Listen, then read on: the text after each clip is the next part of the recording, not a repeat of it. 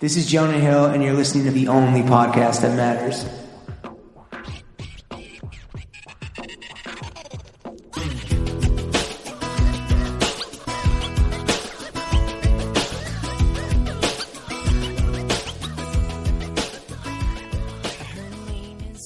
All right, on to the next one. Speaking of fucking ocean soaks. Oh, yeah. What jeans fit men that have a couple of hams for thighs and peach emoji ass? And that's from Slim Charles. Peaches! Yeah. I mean, I kind of hate questions about fit because it's really like I only know the fittest shit for like my own body. Sure. You know? So, can I say this? My answer to this is just like, DM Andrew Chen. He's the fucking expert. He was just on the podcast. He's the friendliest guy in the world. He will answer your DMs. Just hit him up because he is a true jeansman and he's like in the fucking mills. He's the headliner of the Western Warped Tour. He'll let you know. He might even have a fucking pair for you in the 316 flagship store. Chuck, sorry, I didn't mean to cut you off. What were you going to say? I wanted to say this in the episode with Andrew, all good websites have measurements. So like, why doesn't everyone just measure? I don't get it. Honestly, I agree, but I'm so lazy when it comes to measurements and like measuring myself, and I don't even know my own shit anymore, you know? You just got to do it once, and then you know. Yeah. No, because like some weeks I'll work out the fucking gland muscles. You know, other weeks I'm going heavy on the carbs. I don't know. You need to know your own measurements to some degree, at least the areas that you are particularly focused on so that you could like get stuff.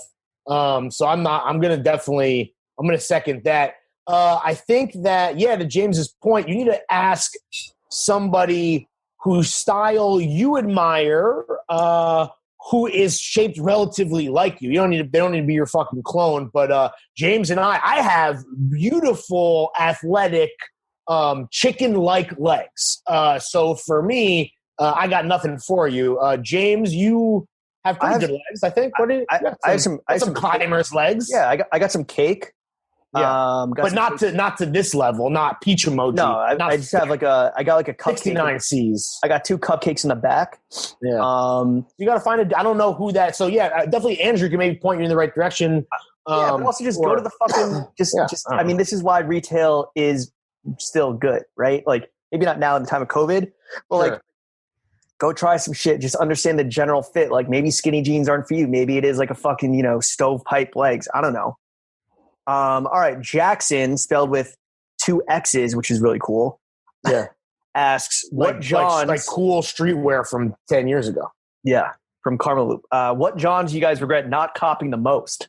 Lawrence, do you have any memory of like a John that you have not copped? We were talking about this. Your white whale, you still think about it? Yeah, we were talking about this a bit earlier, and I was having some trouble with this. And not because like I buy whatever I want or anything like that. I guess for me, when I was in like my, as Chuck said, dressing for Easter church phase, as if I was a black woman from Harlem, I guess is probably the way that you could probably sum up my personal style at the time.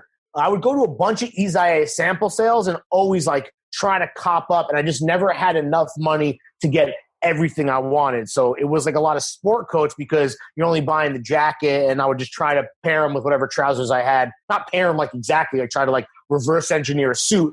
But I only ever bought 1 or 2 suits, which I love. And I wish I could go back and get more suits because I love wearing suits now, not just to like, the kind of stray wedding, but like, just wearing, suit separates, like casually, not so much trousers, but like the sport coats, not when it's, or the jacket version, like a sport coat, not when it's hot, like right now. But I would love to have that option to wear them together, split them up. And I just never had the money. So I regret all of those because the deals were just like, oh my God. Like I probably passed up on a tuxedo back then, which would have been sick to have. So I just wish I could go back and give myself like way more money to do those sample sales right. What about you, James? I mean, probably some shit like I saw like, Nepenthes Tokyo, but got to be when you're traveling, right? Yeah, but also like I'm not a suitsman, but the one I was thinking about this because we went through these earlier, and like the one thing that's really stuck with me that I still can pinpoint to this day, which is it's not like it doesn't like haunt me, but it's stuck with me. I was in a vintage store in Japan, and I was like a 19 or something, so I was not trying to rock suits or interested in suits at all. But I saw this suit that I believe was double-breasted, and it was black with white pinstripes. Nice. And only when you looked really, really close did you see that the pinstripes were made of the words "fuck you, pay me," which is like very, very like in your face and gauche, but like kind of fucking awesome. Didn't Gaddafi have a custom suit with this detail? Seriously, Maybe, which is fucking awesome. Yeah. Well, yeah, sure. Well, now that he's dead and yes, and hell. R.I.P. you dead bitch. One time. Yeah, and he's in hell with our boy Paul Walker, but it's just like it kind of like just perfectly encapsulates my if you know, you know type style where like you wouldn't even know this shit said fuck you pay me unless you were like zoomed in super close on the iPhone 11 or if you yourself were wearing it. So like again, it was an ungodly amount of money back when I was 19. It was probably something I could afford now.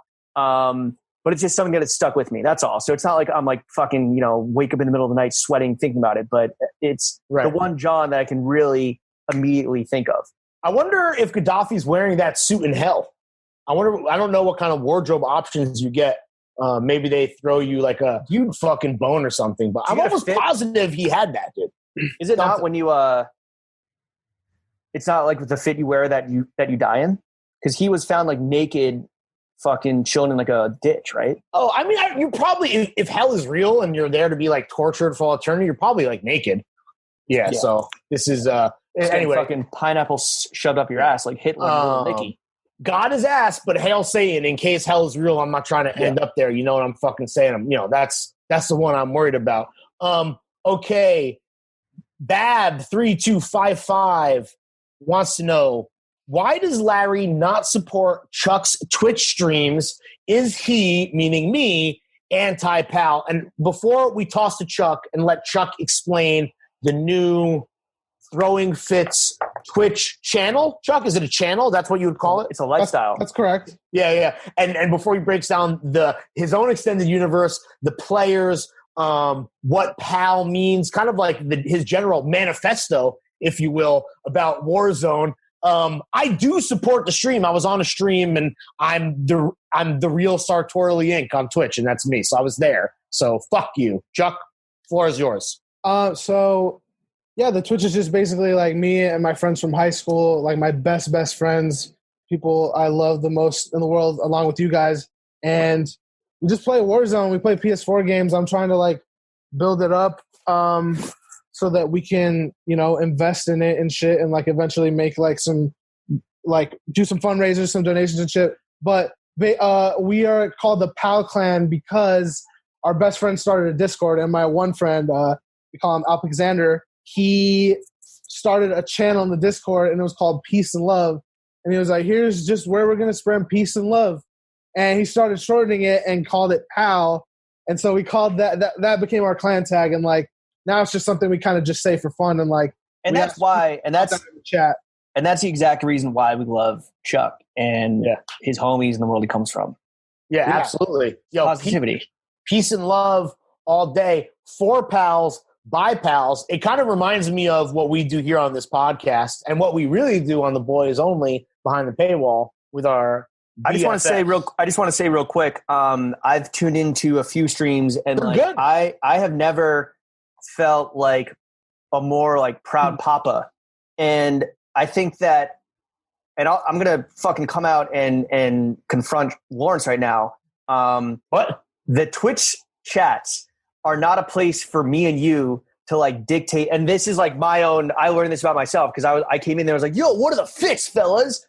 And I just want to say that this is not where you and I kind of like dictate the conversation. This is for me and you to cheer Chuck from the sidelines, right? Like fucking Little League dads, and scream at the umps when they do our boy dirty. And I was like drunk the other day on your Twitch stream, feeling a little sad boy, and I was like, yo, I just want to get Twitch. I just want to get Chuck like whatever like the Twitch upgrade rig is, so that you can stream better. The quality is that's what I've learned. That's what I've learned in these chats is like I'm not trying to like. It's not like the Discord, right, where we're like directly engaging with the people. It's about like conversing in the downtime between Chuck and his pals, having big pal moments. Sure. And then it's just all about fucking cheering them on as they try to kill other people. Yo, I don't even know like what's going on with the games, but you and your friends are funny as fuck, and just tuning in is like almost like watching like a video pod, and it was fun as fuck.